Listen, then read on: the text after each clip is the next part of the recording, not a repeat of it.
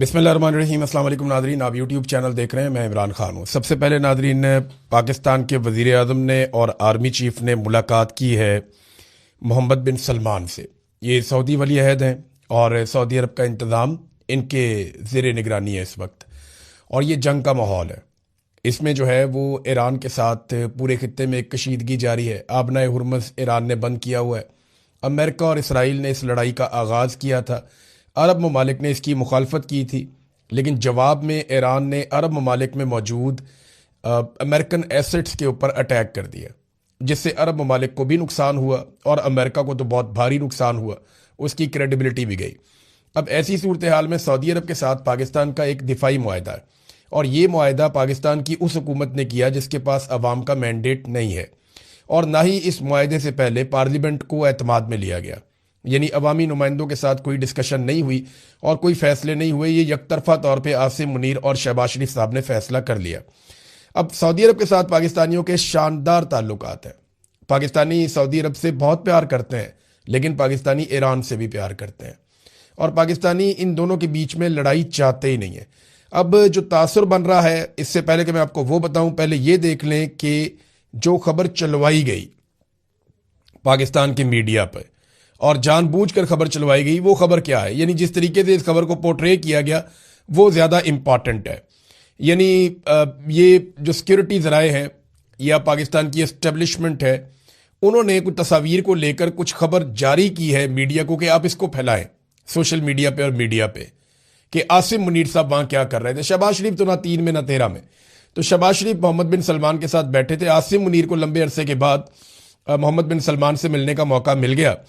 तो जो top breaking चलाई जा रही है वो ये है कि वज़ीर आज़म पाकिस्तान और फील्ड मार्शल सैयद आसिम मुनीर और चीफ ऑफ डिफेंस फोर्सेस भी वही हैं, फील्ड मार्शल भी वही हैं, सऊदी वली अहद से उनकी मुलाकात हुई है।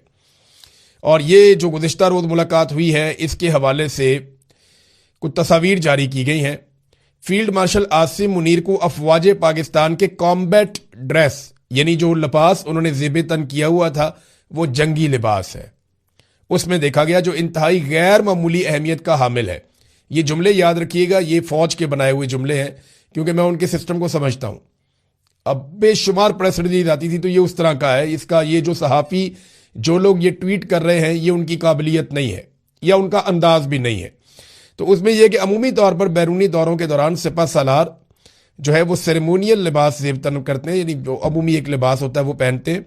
लेकिन इस मुलाकात के दौरान सिपा सालार ने कॉम्बैट ड्रेस में उनका मौजूद होना पाकिस्तान की अपने दरीना बरादर मुल्क सऊदी अरब के साथ मुकम्मल यकजहती का इजहार है, और दिफाई मुआहदे के तनाजुर में सऊदी अरब के दिफा के लिए कोई दकीका फरोगुजाश्त नहीं करेगा, यानी कोई कसर नहीं छोड़ेंगे। सऊदी अरब का दिफा हम करेंगे, पाकिस्तान इज रेडी। ये जो लिबास पहना आर्मी चीफ ने, ये उससे मतलब लिया जा रहा है, बल्कि मतलब बताया जा रहा है। ये सऊदी अरब के अंदर आर्मी चीफ ने जो लिबास पहना, इसके ऊपर मीडिया ने बात नहीं की, इसके ऊपर हमने बात नहीं की, इसके ऊपर किसी ने बात नहीं की।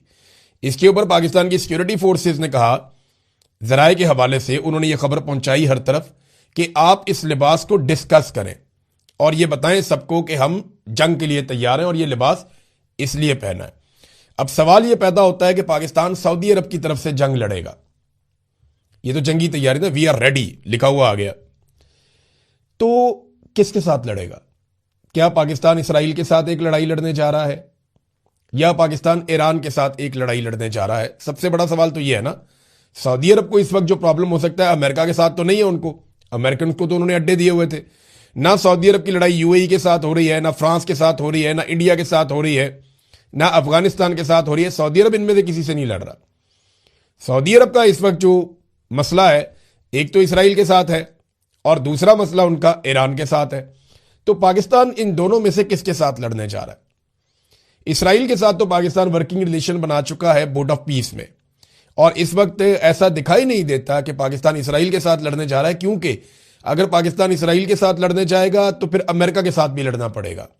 अमेरिका इसराइल को प्रोटेक्ट करेगा। डोनाल्ड ट्रंप कई मरतबा कह चुके हैं कि वो इसराइल को हर हाल में तहफ़्फ़ुज़ फराहम करेंगे। तो ये तो खाना खाली हो गया कि पाकिस्तान इसराइल के साथ लड़ने जा रहा है। तो फिर क्या पाकिस्तान ईरान के साथ लड़ेगा?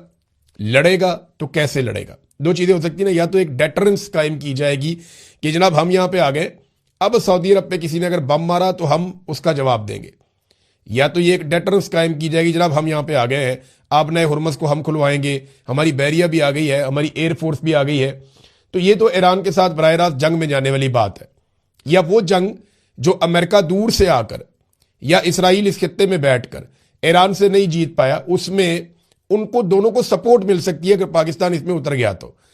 देखिए, अरब ममालिक जंग नहीं चाहते, अरब ममालिक जंग के लिए डिजाइन ही नहीं हुए, उनके डेवलपमेंट के मॉडल्स कुछ और हैं, मैं पहले ही आपको बता चुका हूं।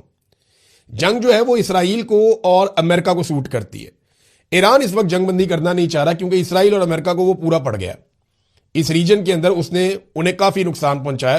कोई 40-45 वेव तो उन्होंने अभी तक मार दी हैं ड्रोन्स की और मिसाइलों की, ये 10-12 दिन के अंदर अंदर। ईरान ने बड़े लीथल किस्म के अटैक किए हैं और अमेरिका ने बड़ी कोशिश की है जंगबंदी की। मिसाल के तौर पे अभी तक 3 बड़े राब्ते अमेरिका की जानिब से करवाए गए हैं ईरान से, और तीनों अमेरिका के करीबी लोग हैं। ओमान से कहा गया कि आप ईरान से बात करें, तो ईरान ने कोई जंगबंदी के लिए जवाब नहीं दिया। फिर फ्रांस का एक चैनल है, उसको इस्तेमाल किया गया, तो वहां पे भी ईरान ने सख्त शराइत रखी और ईरान ने जंगबंदी के लिए रजामंदी जाहिर नहीं की।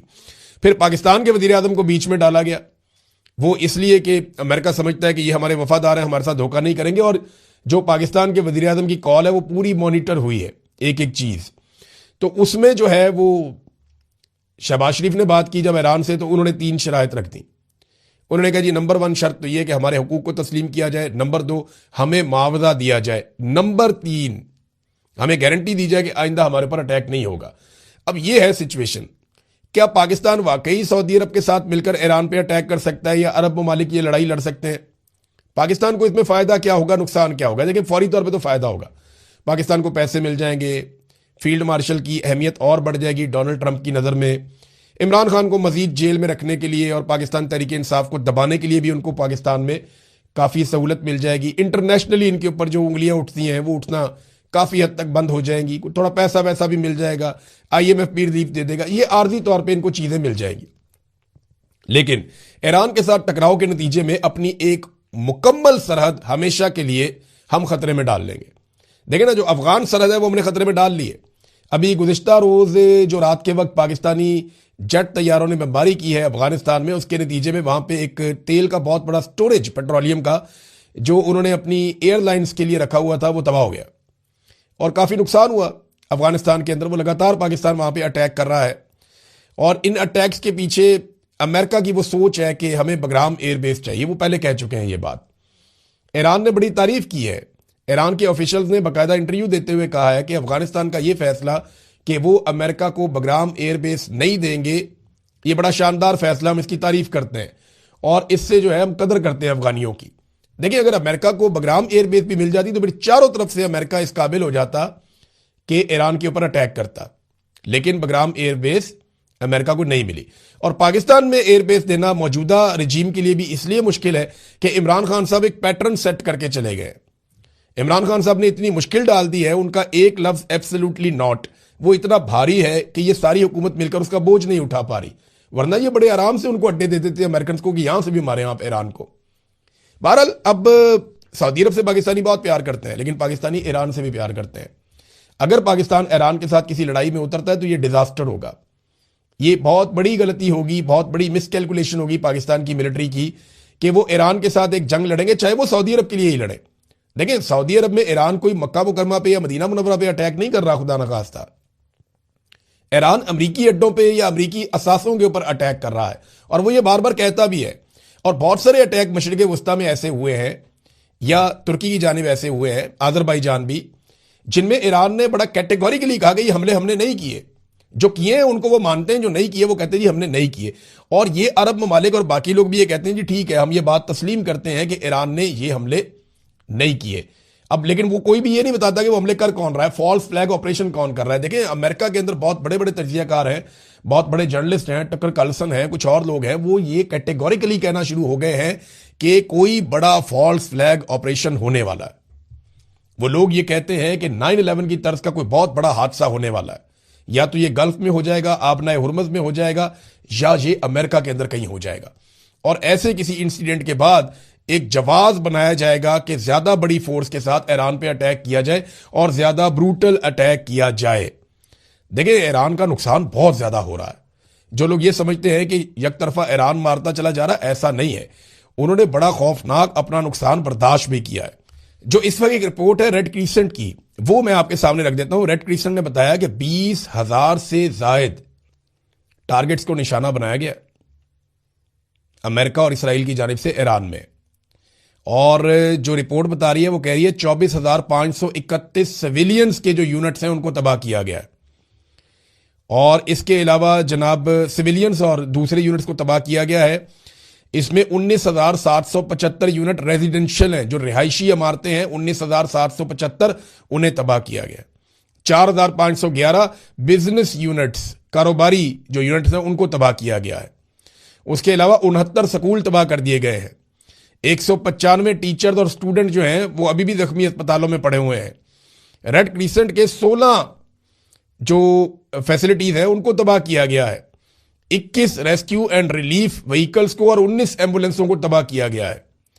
ये तबाही रुक नहीं रही। ईरान में बहुत बड़ी तबाही हो रही है, लेकिन इसके बावजूद ईरान लड़ रहा है और मुकाबला कर रहा है।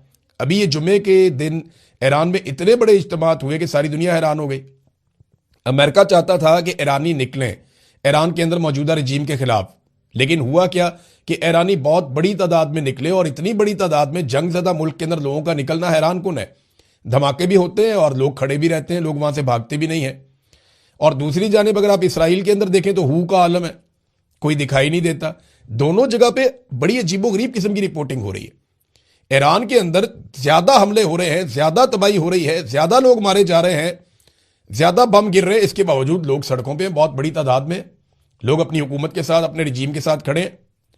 जबकि यही चीज जब इससे बहुत कम शिद्दत के साथ इसराइल में हो रही है तो हू का आलम है। लोग नीचे बेसमेंट्स के अंदर घुसे हुए हैं, लोग जो है वो सुरंगों के अंदर घुसे हुए हैं। तो बड़ी अजीब सूरत हाल है। दोनों जगह पे सिचुएशन बिल्कुल अलग है। डोनाल्ड ट्रंप ने G7 ममालिक के जो सरबराहान है उनसे गुफ्तगू की है, और ये एक कॉन्फ्रेंस हुई है उनकी ऑनलाइन।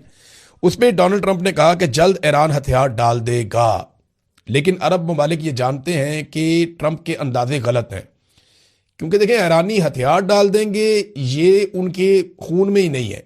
हथियार वो नहीं डालेंगे, आपको उन्हें शिकस्त देनी पड़ेगी। आप वहां घुस जाएं, चले जाएं, किसी तरह वहां पे उतर जाएं, कोई जवाब आप बना लें तो वो एक अलग बात है। अदरवाइज जिस तरह की लड़ाई आप लड़ रहे हैं इसमें आप ऐसे शिकस्त दे नहीं सकते। आप नए हुर्मुज़ को तो खुलवा नहीं पा रहे, वो मुंह चढ़ा रही है अमेरिका का और इसराइल का कि इतनी बड़ी ताकत होने के बावजूद पानी का एक रास्ता है उसको नहीं खोला जा सक रहा, बल्कि ईरानी अब मजाक उड़ाते हैं। ईरानी फौज के अंदर यह भी कहा गया कि जनाब जो जहाज यहां से गुजरना चाहते हैं वो अपने साथ एक एक अमरीकी शिप को लेकर आए, जंगी जहाज अमेरिका का साथ लेकर आए ताकि आपको हम गुजरने दें यहां से। और अमेरिकन ये कहते हैं कि हम यहां पे प्रोटेक्शन देंगे और इसको खुलवाएंगे, तो ईरान तो इसको खोलने नहीं दे रहा। ये हालत बड़ी तशवीशनाक है। तो डोनाल्ड ट्रंप से जब ये बार बार पूछा गया कि जनाब ये लड़ाई खत्म कब होगी, इसका जवाब डोनाल्ड ट्रंप के पास नहीं है। ना वो G7 ममालिक को बता पाए कि जंगबंदी कब होगी, हालात नॉर्मल कब होंगे, ना वो अपने मुल्क में बता पा रहे। बस ये कहते हैं कि जल्दी हो जाएगा। एक और चीज डोनाल्ड ट्रंप के गले पड़ गई है, जो बच्चियों के स्कूल पे अटैक हुआ। ये एक ऐसा इंसिडेंट है जिसको पूरी दुनिया उठा रही है। ये एक ऐसा वाकया है जिसपे सारी दुनिया में गुस्सा है कि अमेरिकन ने एक ऐसे स्कूल के ऊपर मिसाइल मार दिया जहां पे बच्चियां पढ़ रही थी। और इसके बारे में जो इतलात है मैं आपको अगले वीलॉग में बताऊंगा कि एक्चुअली ये मारा कैसे। वहां पे लोग इकट्ठे हो रहे थे और ये बाकायदा सैटेलाइट से देखा जा रहा था, फिर उनको मारा गया सबको। और ये मासूम बच्चे थे सारे जो भाग दौड़ कर रहे थे कि पता नहीं ये क्या हो गया यहां पे। और पहले आसपास बम धमाके भी हुए थे। तो ये जानबूझ के कत्ल किया गया है, कुछ ऐसे सोर्सेज भी बता रहे हैं। लेकिन डोनाल्ड ट्रंप ने जो झूठ बोला इसके ऊपर वो उसके गले पड़ गया। देखिए, डोनाल्ड ट्रंप से जगह जगह ये पूछा गया कि बताएं ये आपने क्यों किया, तो डोनाल्ड ट्रंप ने कहा हमने नहीं किया। फिर डोनाल्ड ट्रंप ने कहा ये ईरान ने किया, तो ये झूठ है। अब ये झूठ साबित हो गया, क्योंकि जितनी भी, और ये भी कहा कि टॉम हाक मिसाइल ईरान के पास भी है। तो डोनाल्ड ट्रंप ने एक झूठ को छुपाने के लिए कई झूठ बोल दिए 168 बच्चियों के कत्ल के बाद। अब यह मामला अमेरिका के अवानों के अंदर उठाया जा रहा है, अमेरिका के मीडिया के अंदर उठाया जा रहा है, और हर जगह पे यह बात की जा रही है कि अमेरिकी सदर झूठ बोलता है।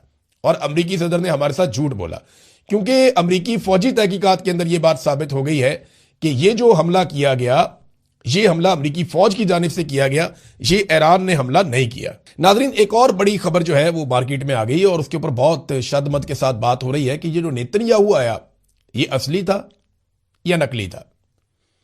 यानी नेतन्याहू मीडिया के सामने तो नहीं आया, एक ऑनलाइन किस्म की प्रेस कॉन्फ्रेंस की है नेतन्याहू ने। अब ये शख्स असली था या नकली था, इसके बारे में बहस शुरू हो गई है। बहुत सारे लोग दावा कर रहे हैं उसकी बॉडी लैंग्वेज दिखा के, उसके हाथों की हरकत दिखा के, तस्वीर निकाल के कि ये असली नेतन्याहू नहीं है। असली नेतन्याहू है या नहीं है, ये कोई आर्टिफिशियल इंटेलिजेंस का बना हुआ नेतन्याहू है या ये सवाल जवाब जो है ये फिक्स करके बनाए गए हैं, ये चक्कर क्या है। अब ये सवालात उठाए जा रहे हैं, ये बातें की जा रही हैं, लेकिन कोई किसी के पास सबूत नहीं है। बहरहाल मार्केट है, जंग में आपको पता है प्रोपेगेंडा बहुत तेजी से फैलता है। जंग के अंदर पहला कत्ल जो है वो सच का हो जाता है और झूठ प्रवेल करता है। नाजरीन, बहुत सारी और खबरें हैं, बहुत सारी और चीजें हैं, मैं आपके साथ शेयर करूंगा नेक्स्ट वीलॉग में। अब तक के लिए इतना ही। अपना ख्याल रखिएगा, अपने इस चैनल का भी। अल्लाह हाफिज।